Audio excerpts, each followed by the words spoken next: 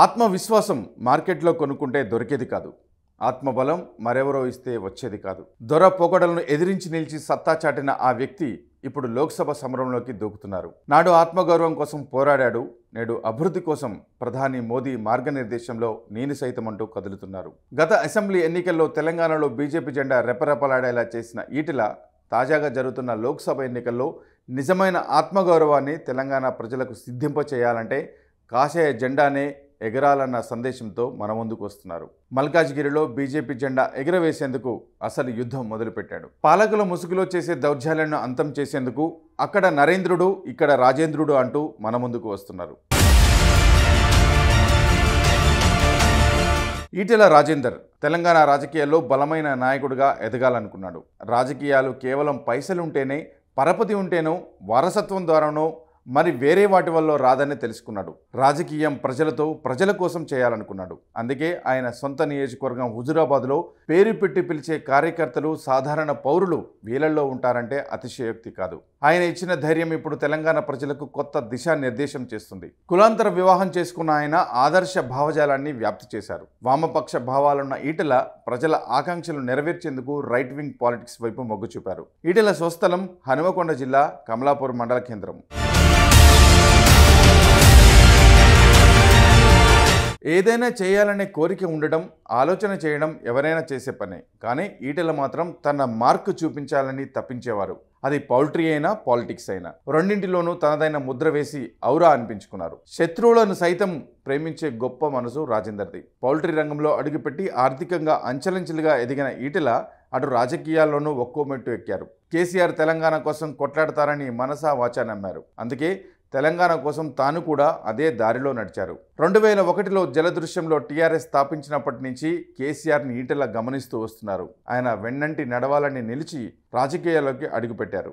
వ్యాపార బాధ్యతలన్నీ ఆ రోజు నుంచి ఆయన భార్య జమున చూసుకోగా రాజేందర్ పూర్తిగా ప్రజలతో మమేకమై పూర్తి జీవితాన్ని రాజకీయాలకు అంకితం చేశారు. అందుకే టీఆర్ఎస్ పార్టీలో కుదుపు వచ్చినప్పుడు హేమహేములు ఓడినా ఈటెలను మాత్రం ప్రజలు ఎప్పుడూ ఆదరించారు. అఖండ మెజారిటీతో గెలిపించి అభిమానాన్ని చాటుకున్నారు. టీఆర్ఎస్ పార్టీ అధికారంలోకి వచ్చే వరకు అంటే 2001 నుంచి 2014 వరకు టీఆర్ఎస్ సభలు, సమావేశాలు ఈటెల రాజేందర్ ఆర్థిక సహకారం అందించేవారు. పార్టీకి ఏ సాయం కావాలన్నా రాజేందర్తో మాట్లాడండి అని నాడు కేసీఆర్ చెప్పేవారంటే పరిస్థితి అర్థం చేసుకోవచ్చు. వివిధ పనుల నిమిత్తం షామీర్పేటలోని ఈటెల ఇంటికి వచ్చేవారు. ఎవరైనా సరే భోజనం చేయకుండా వెళ్లారంటే అతిశయోక్తి కాదు. టీఆర్ఎస్లో కేసీఆర్ తమ్ముడు అని సంబోధించే వ్యక్తి ఈటెల రాజేందర్ మాత్రమే.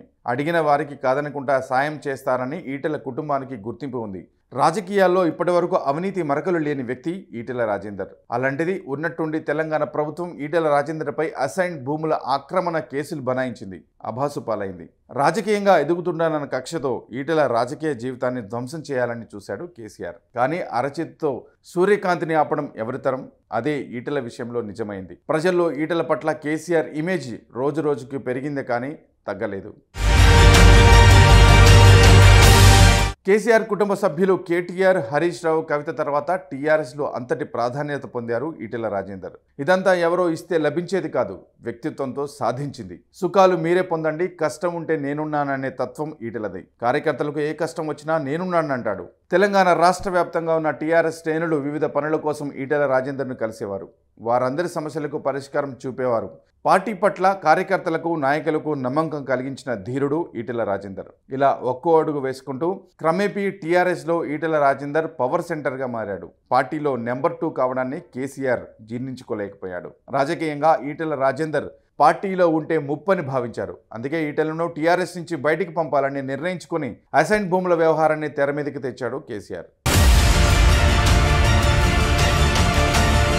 ఈటెలపై అకారణంగా దాడి చేస్తూ బద్నాం చేసే కేసీఆర్ కుట్రలను ప్రజలు ఈసరించుకున్నారు. ప్రజల్లో ఉండే ఈటెలపై ఇలాంటి విమర్శలు చేస్తావంటూ ప్రశ్నించారు. అందుకే హుజురాబాద్ ఉప ఎన్నికల్లో కేసీఆర్ అండ్ కో 100 కోట్లు ఖర్చు చేసిన ప్రజలు ఈటెలను ఆశీర్వదించారు. కేవలం అభిమానం చూపించడమే కాదు, భారీ మెజారిటీతో గెలిపించి రాజేందర్ తలరాతను మార్చేశారు.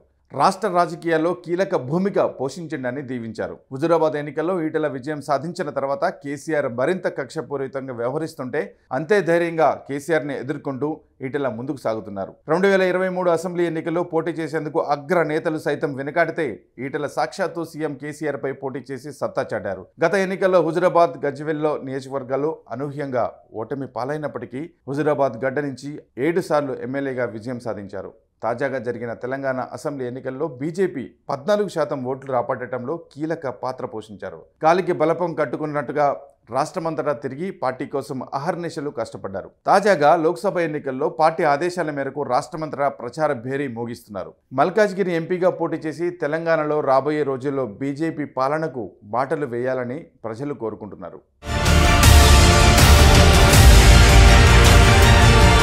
తెలంగాణ రాజకీయాలను ప్రభావితం చేసే అతి కొద్ది మందిలో బీజేపీ ముఖ్య నేత ఈటెల రాజేందర్ ఒకరు. తెలంగాణ ఉద్యమ సమయంలో ప్రజల ఆకాంక్షలను నెరవేర్చే దిశగా అడుగులు వేసిన ఈటెల ఇప్పుడు తెలంగాణ మలిదశ ఉద్యమంలో ప్రజల కోసం బీజేపీ పక్షాన కొట్లాడుతున్నారు. నాడు ప్రత్యేక రాష్ట్రం కోసం ఎన్నో త్యాగాలు చేసిన ఈటెల ఇప్పుడు తెలంగాణ అస్తిత్వం కోసం, తెలంగాణ ప్రజల ఆకాంక్షలు నెరవేర్చేందుకు భారతీయ జనతా పార్టీలో అతడే ఓ సైన్యంలా రేయింబవళ్లు కష్టపడుతున్నారు ఈటెల.